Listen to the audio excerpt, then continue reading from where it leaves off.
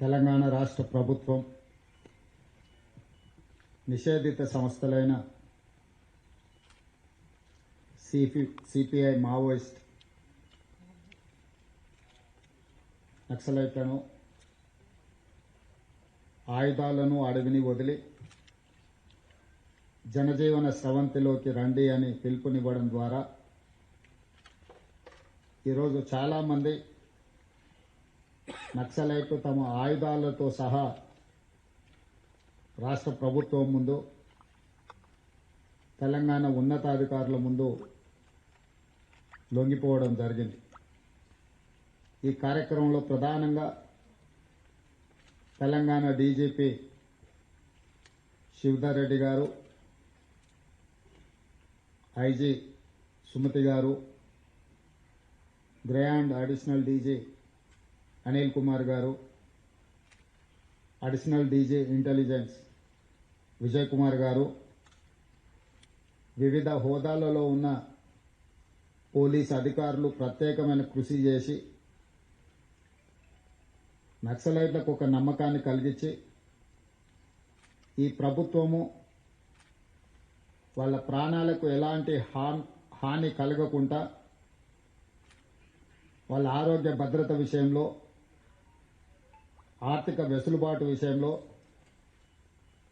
జనజీవన స్రవంతిలో కలిసిన తర్వాత వాళ్లకు జీవించడానికి అవసరమైన వసతులను ఏర్పాటు చేయడంలో ప్రభుత్వం సంపూర్ణంగా సహకరిస్తుంది.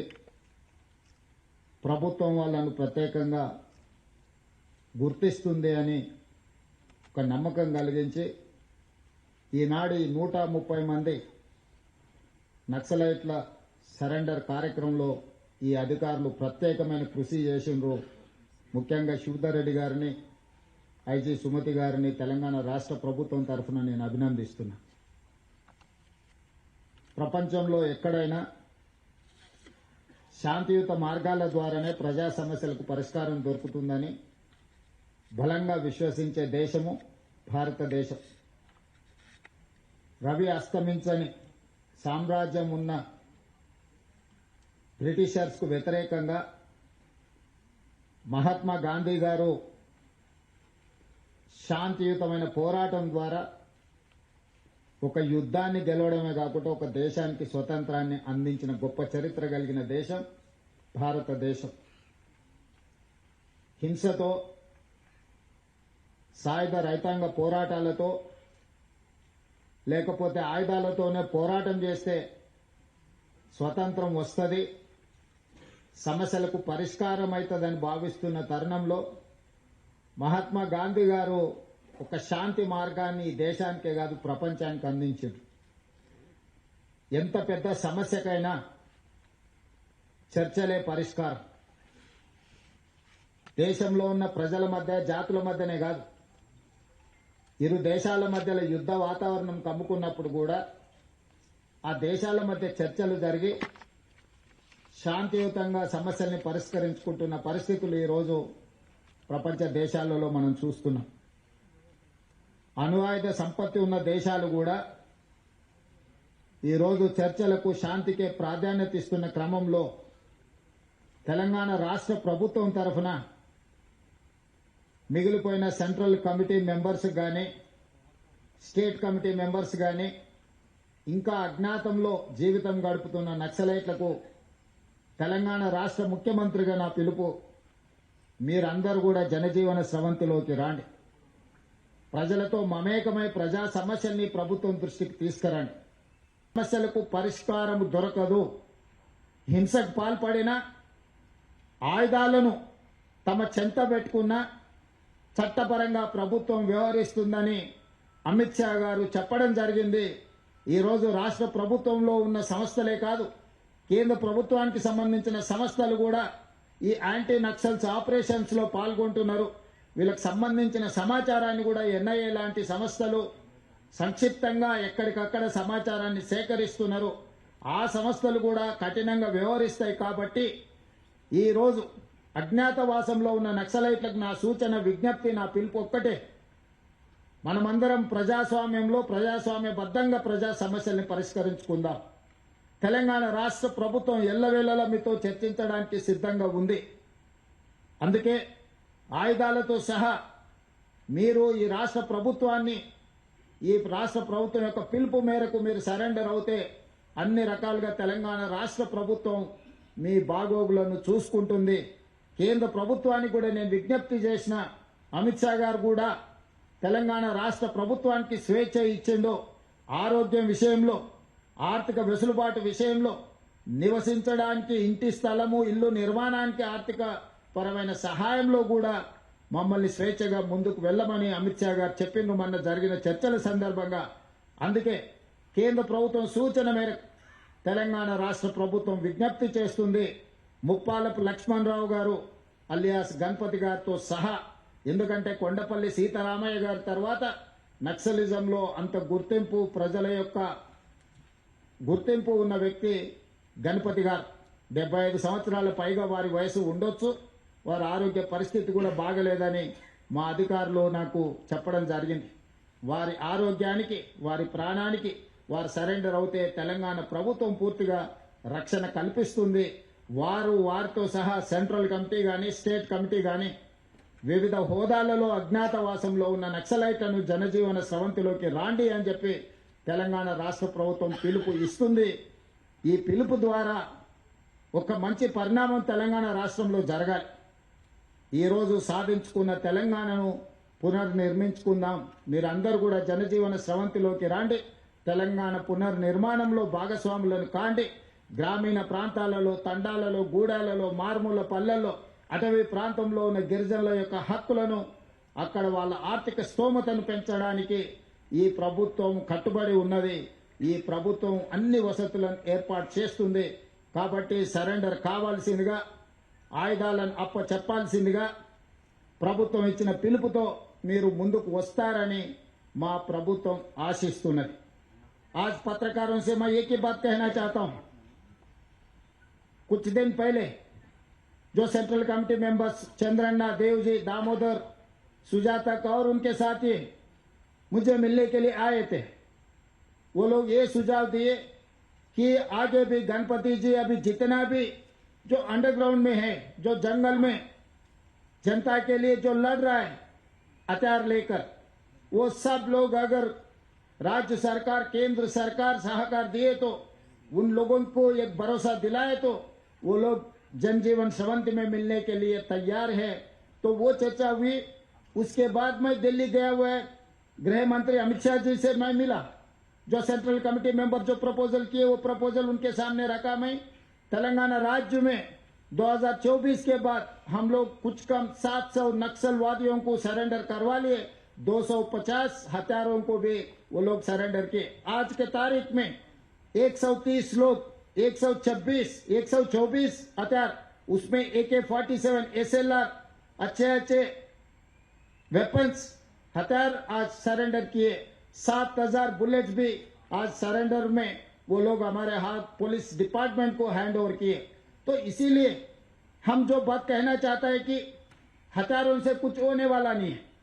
जब आजादी के लिए हम लड़ रहे थे, महात्मा गांधी जी ने एक रास्ता दिखाया. जो अंग्रेजों के खिलाफ हम लड़ाई की, हथियारों से लड़ाई नहीं की, हथियारों से हमको आजाद नहीं मिला है. शांत युद्ध से, शांत पद से हम लोग आजादी हासिल कर ले. एक जंग को जीत सकते, एक देश को आजादी दिलवा सकते.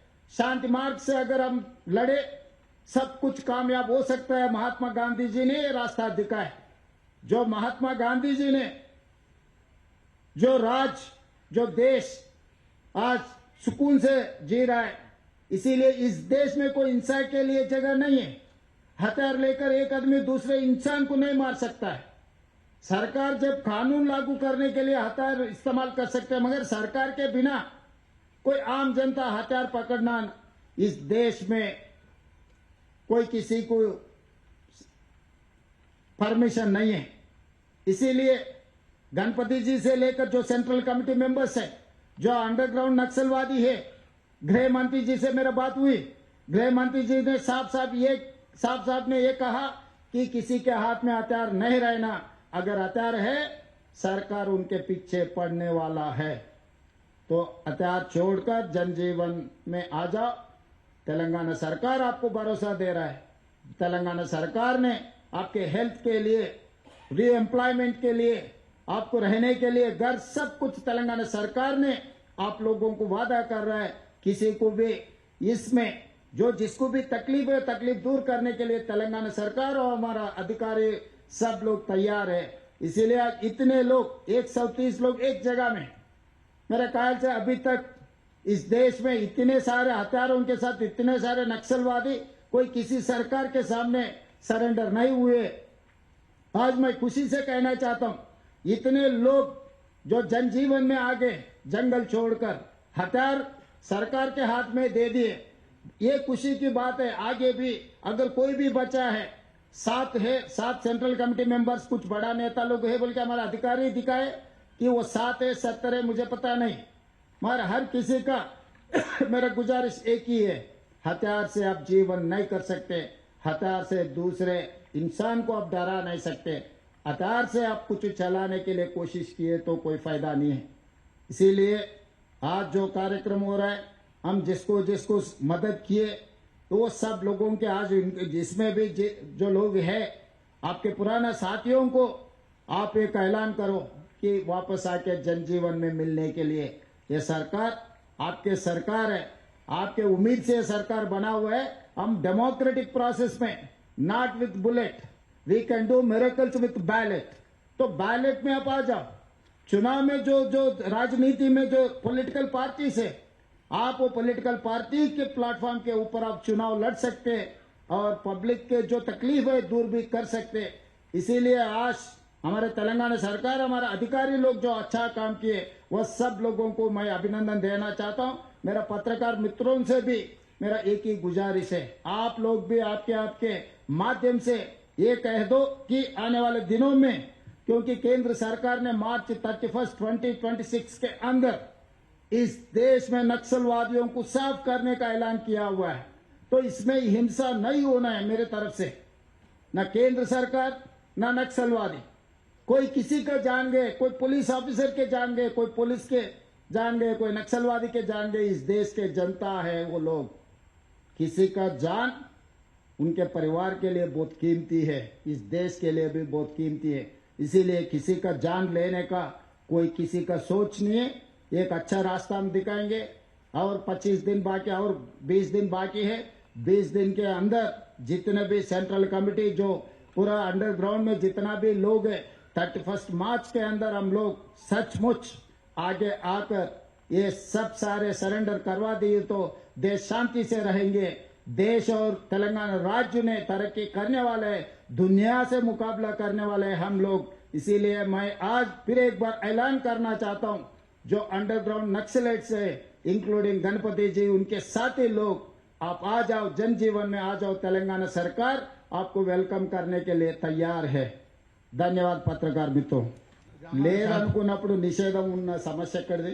నక్సలిజమే లేదు. నక్సలైట్లు జనజీవన స్రవంతిలో కలిసిన తర్వాత నిషేధం ఉన్నా నిషేధం లేకపోయినా ఒకటే అంశం.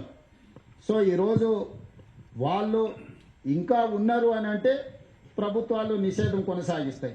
వాళ్ళు పూర్తిగా జనజీవన స్రవంతిలో కలిసి ప్రజాస్వామ్యబద్ధంగా వాళ్ళు పనిచేస్తున్నారంటే అది నిషేధం ఉన్నా లేకపోయినా ఒకటే. కాబట్టి నిషేధం అనే అంశమే చర్చ ఇక్కడ కాదు. వాళ్ళని జనజీవన స్రవంతిలో కలిసి ప్రజాస్వామ్యబద్ధంగా ఈ రోజు ప్రజా సమస్యల కోసం వాళ్ళను ప్రయత్నం చేయాల్సిందిగా తెలంగాణ రాష్ట్ర ప్రభుత్వం విజ్ఞప్తి చేస్తుంది. ఈ ఒకవేళ నక్సల్స్ అంతమైతే వరహారావు లాంటి వాళ్ళు, అది మరో గాదే ఇన్నాయ లాంటి వారిపైన కేసులు ఎత్తేస్తారా? వరహారావు, గాదే ఇన్నాయ లాంటి వారిపైన కేసులు ఎత్తివేస్తారా? ఇవన్నిటిని కూడా ఎత్తివేయగలిగిన కేసులుంటే ప్రభుత్వం సానుకూలంగా స్పందిస్తుంది. దాంట్లో ఉన్న క్రిమినాలిటీ కానీ, మర్డర్ కేసెస్ కానీ, ఇతర తీవ్రమైన నేరాలు ఉంటే ప్రభుత్వాలు ఎత్తేసినా కూడా న్యాయస్థానాలు ఊరుకోవు. కాబట్టి ఆ case by case, person by person కేసులను పరిశీలించడం జరుగుతుంది. అవసరం అనుకుంటే దానికి ఒక ప్రత్యేకమైన కమిటీని ఏర్పాటు చేస్తాం. ఒక్కొక్క కేసును ఒక్కొక్క వ్యక్తి యొక్క ఆ కేసు తీవ్రతను బట్టి ప్రభుత్వం చర్యలు తీసుకుంటుంది. ప్రభుత్వం సానుభూతితో ఉన్నది, ప్రభుత్వం సానుకూలంగా ఉన్నది. సమస్యల్ని పరిష్కరిస్తాము. కేసులు ఏమైనా ఉంటే చట్ట పరిధిలో ఎత్తేయడానికి అవకాశం ఉన్న కేసులను ఎత్తేయడానికి ప్రభుత్వం సిద్ధంగా ఉంది. ఎస్,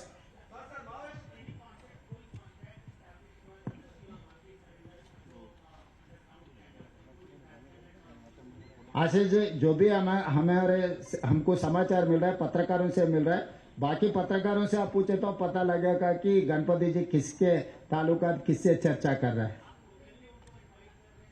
मैं ओपन डायलॉग कर रहा हूं, किसी को छुपा के किसी को जो पर्सनल कोई बात नहीं, इट्स ओपन डायलॉग।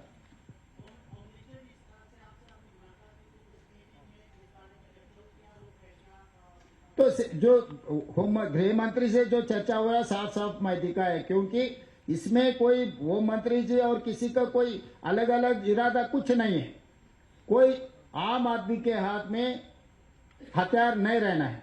हथियार से चलाने के लिए कोशिश किए तो केंद्र सरकार ने उसके ऊपर कानून लागू करेंगे।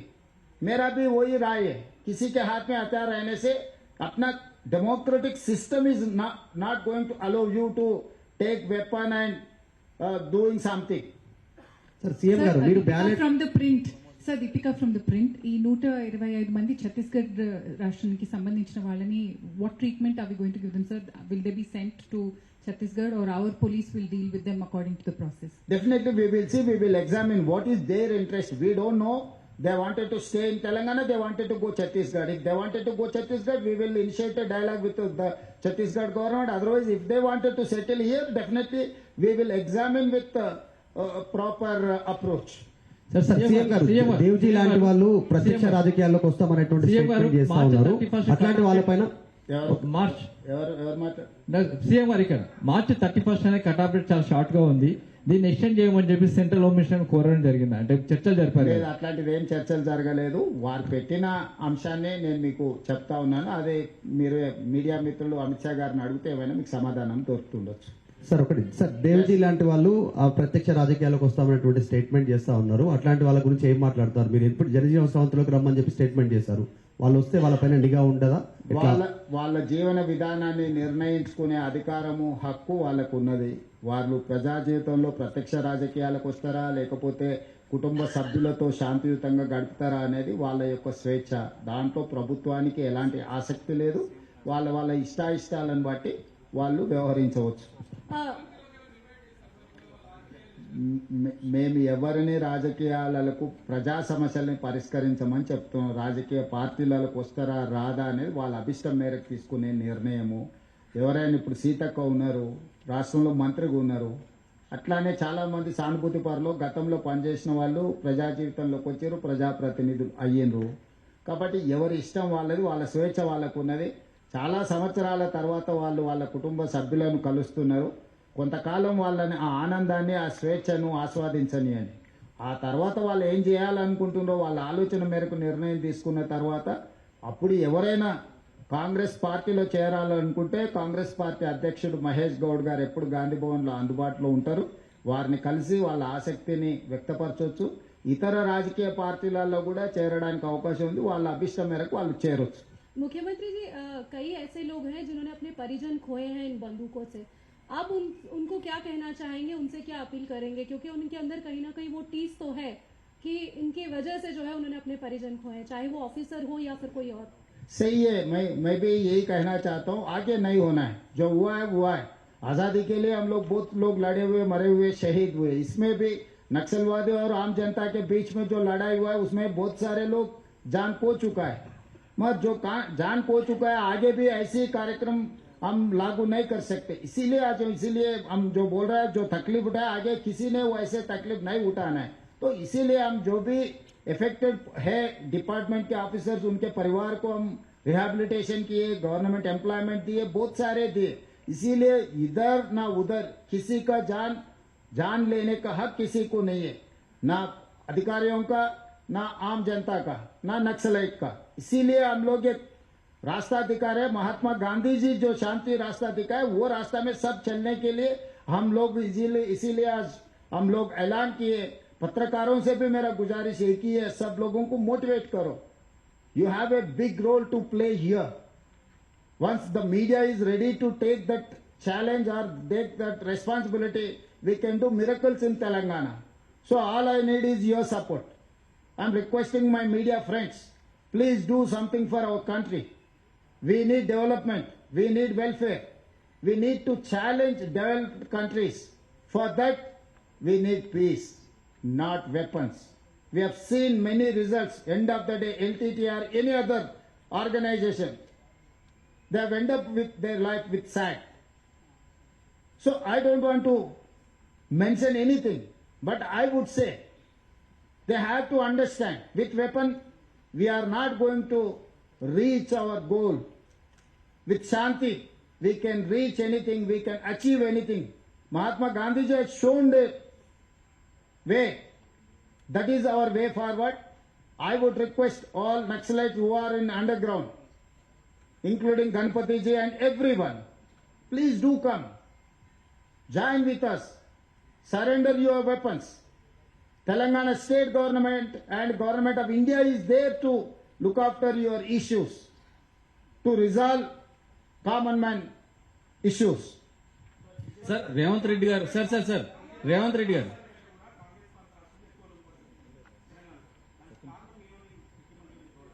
ఏమనం నమ్మకం విశ్వాసమే. ఈ ప్రభుత్వంకి మేము లొంగిపోతే మాకు రక్షణ ఉంటుందని భావించినప్పుడు వాళ్ళు ముందుకు వస్తారు. మహారాష్ట్రలో కూడా ఫడ్నవీస్ సమక్షంలో కొంతమంది సరెండర్ అవ్వడం జరిగింది. ఈ రాష్ట్రం ఆ రాష్ట్రం మధ్యలో పోటీ కాదు, ఇది ప్రజలకు మేలు జరగడానికి నక్సలైట్ల తరఫున ప్రభుత్వం తరఫున ఒక సమన్వయం చేయడానికి ప్రభుత్వాలు ప్రయత్నం చేస్తున్నాయి. ఏ రాష్ట్ర ప్రభుత్వం చేసినా అది మంచిదే.